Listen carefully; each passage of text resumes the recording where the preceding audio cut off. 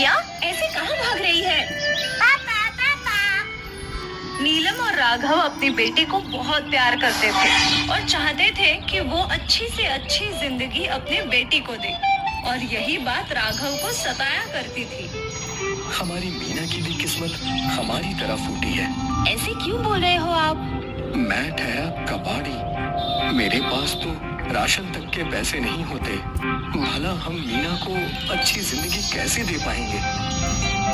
ए जी, मेरी माँ कहती थी कि हर कोई अपनी किस्मत का खाना और अपनी किस्मत की चीज खुद ही लिखवा कर लाता है, और मुझे यकीन है हमारी मीना की किस्मत बहुत अच्छी है। देखिए ना, उसके पैदा होते ही कम से कम आप ठीक ठाक कमाने लग गए। वो तो है, पर अब आमदनी कैसे बढ़ाएं? वो भी मिल जाएगा। राघव,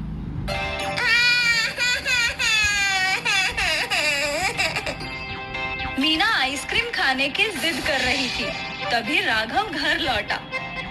क्या हुआ? मेरी गुड़िया क्यों रो रही है? आइसक्रीम चाहिए, मुझे आइसक्रीम चाहिए। ये लो पैसे, जाओ खा लो। मीना पैसे लेकर दौड़ पड़ी। अरे अरे अरे अरे रुक, आप भी ना, उसकी आदत ऐसी मत बिगाड़िए। कल ही उसे मैंने आइसक्रीम खिलाई थी। तो क्या हुआ? ये बाहर की आइसक्रीम इतनी अच्छी नहीं होती, ज्यादा खाने से बीमार पड़ जाएगी, फिर डॉक्टर का खर्चा। अरे तू भी ना नीलम, जो हुआ नहीं वो सोच सोच के परेशान है। और अगर इतनी ही चिंता है तो मीना के लिए आइसक्रीम तू ही बना ले। आइसक्रीम बनाने की बात नीलम के दिमाग में घर कर गई। नीलम किचन में गई। उसने नमक, शक्कर, पानी, रंग और नींबू का रस मिलाकर एक शरबत बना ली, और इस शरबत को छोटी छोटी वाटियों में पलट दिया और इसमें आइसक्रीम की डंडी लगाकर फ्रिज में रख दिया। अगले दिन फिर से मीना आइसक्रीम की जिद करने लगी। माँ, आइसक्रीम चाहिए, मुझे आइसक्रीम चाहिए। चुप, बिल्कुल चुप। आइसक्रीम चाहिए ना, मिलेगी। नीलम रसोई में गई और फ्रिज से एक आइसक्रीम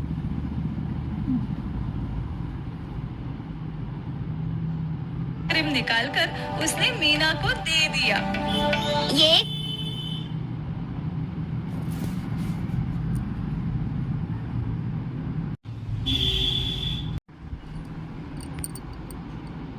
ने अपनी आइसक्रीम अपने पापा को चखाई।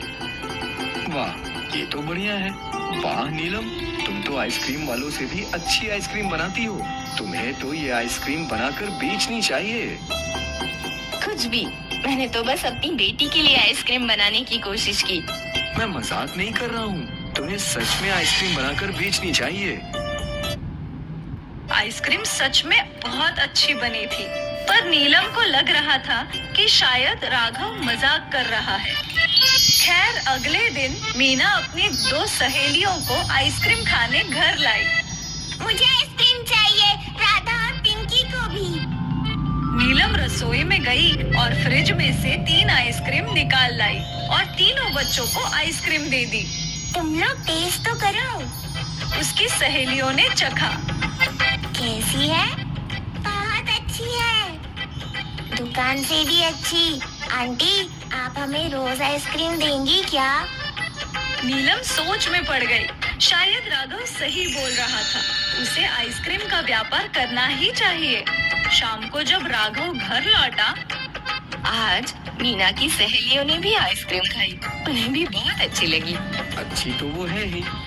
मैं सोच रही हूँ घर में ही आइसक्रीम का व्यापार शुरू कर दूँ। हाँ हाँ, मैं भी तो यही बोल रहा था। इससे 2 फायदे होंगे। मीना बाहर आइसक्रीम खाने में पैसे बर्बाद नहीं करेगी और तुम्हारी कुछ कमाई भी शुरू हो जाएगी। ठीक है, आप कल बाजार से आइसक्रीम का साचा ले आना, और हाँ, छोटे छोटे लाना। अगली सुबह राघव बाजार से आइसक्रीम का साचा और लकड़ियाँ खरीद लाया, और फिर नीलम ने अपने घर में ही आइसक्रीम बनाना शुरू कर दिया। माँ, इतनी सारी आइसक्रीम मेरे लिए? नहीं बेटा, ये सब तो मैं बेचूंगी। क्यों?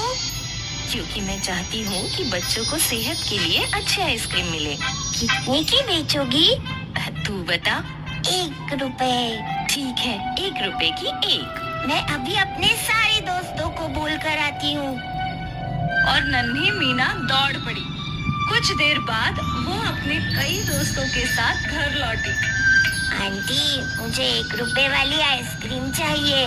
मुझे भी। मेरे पास 2 रुपए है, मुझे 2 चाहिए। नीलम ने एक एक करके सारे बच्चों को आइसक्रीम्स दी। जितनी आइसक्रीम्स नीलम ने बनाई थी सारी खत्म हो गई। लगता है आज से और बनानी होंगी। नीलम रसोई में गई और उसने और शरबत बनाई और सांचों में डाल दी। जैसे ही कोई सांचा खाली होता, नीलम उसमें फिर से शरबत डालकर आइसक्रीम बनाने रख देती थी। आइसक्रीम धड़ाधड़ बिक रही थी। शाम को राघव घर आया। ये देखिए आज की कमाई। नीलम ने राघव को सिक्कों की थैली दे दी। अब गिनकर बताइए कितने हैं? राघव एक एक करके सिक्के गिनने लगा। कुल मिलाकर 120 रुपए हैं। मतलब आज 120 आइसक्रीम बिके। तुमने 1 रुपए में एक बेची? हाँ, अपनी मीना के जैसे छोटे छोटे बच्चों के पास ज्यादा पैसे कहाँ होते हैं। सोचा आइसक्रीम भी सस्ती कर दूं। बढ़िया है।